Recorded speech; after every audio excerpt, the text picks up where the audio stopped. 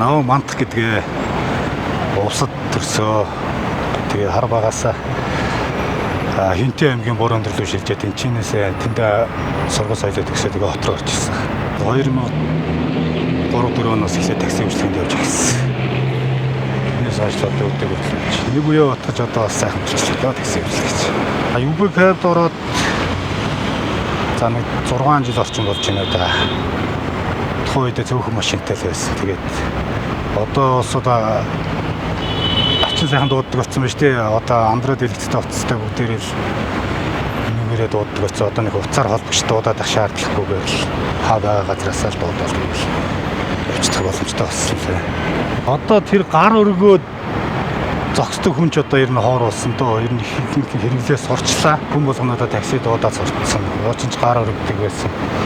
Одоо ч гар өргөж байгаа усуудын ч одоо бараг юу л болсон бэл гэдэг. Гар өргөх шаардлагагүйгээр гэртээ сууж байгаа дууддаг байсан. Хаа байгаа газраас. Бас нэгийг такси дуудаад өгөх боломжтой тэрэнд хаа хөрсөн чинь нөгөө хүн заавал дэрэгдэн байх шаардлагагүйгээр төлбөр тооцоог хийждэг болсон. Бэлэн мөнгө одоо бараг хэрэглэхөө байсан шүү дээ. Дансар бүлгээ хийдэг болсон. Тэр нь амар. Бид нэр өөрсдөө цагд баригдахгүй. Тэгээд чөлөөтэй явж байдаг. Ямар өөртөө амлалтаа зохицуулаад тэгээ явж байхдаа зарчигчнээс суухтаа өөрөө нээлттэй айгуу гоё одоо чөлөөтэй ярьдаг болсон байна. Одоо ч энэ усад дуудахтаа такси дуудаж байгаа нь ядаж нэг дуудлагын үйлчлэгээ дуудаж байгаа гэсэн бүх юмны стандарт болохоор ядаж хаалт малтаас болохоор өөрийн эрүүл мэндээ бодоод бас дуудаж байгаа шүү дээ. Зүгээр нэг гар өргөд ямар ч хүн суугаа хэдий явсан жолооч ч үлээ тийм үст.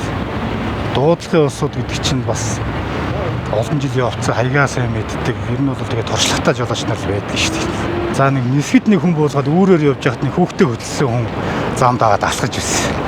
Өөрөөр юм уу да. Тэгээд нэлээд цас бударч ирсэн хүүхдээ байгаа. Тэгээд зогссон чинь би такси барихгүй гэдэг чийсэн. Гэтэн за би буцахтаа хоосон явж байгаа маа ядаж хотын төрөөгөө хаа өргөж байгаа гэсэн чинь хотын төв хүүхдээ цэцэрлэг төрөх гэж байгаа маа. Тэгээд одоо яг өглөө ингээд цэцэрлэг хүүхдээ хөргөчөөд ажил руу явахад ягаад амжихгүй болчиход байна. Одоо ингээд эрт явахаас онцгой харахгүй болчихлоо. Тэгэхээр аав хүн хүүхдээ боловсралтай болгохын тулд цэцэрлэгтэн жотгоо ингээ хөргөд өгчөө дараа нь ажилдаа яваа гэсэн тийм яарус хэлсэн. Тэр нь би нэг хөргөж өгч байсан. Хүн юмаа мартчихад хөргүүлчээд за дараа нь мөнгө чинь шилжүүлчихье. Утсаа удаа ч юм уу дугаараа миний энэ дугаарлаа явуулчаа. Миний утас цэнэхгүй болсон ч юм. Өө болно болсон асуудалгүй тгийгээ явахт нь тэр болсон. Оо за яста баярлалаа гэж бууж идэв штэ тэ. Ингэж итгэлтэй байдаг юм уу гэсэн.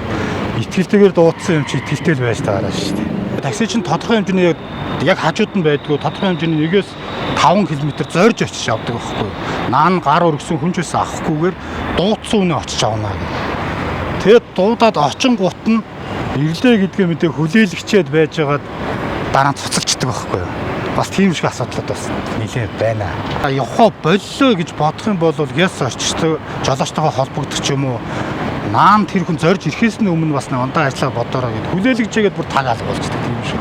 Тэгвэл жолооч нар яг байр нийтний гадаа ойрхон байжгаад авдаг ер нь цохим хэмжээний 1-2 км зорж очиж авдаг шүү гэдгийг сайн ойлгох хэрэгтэй.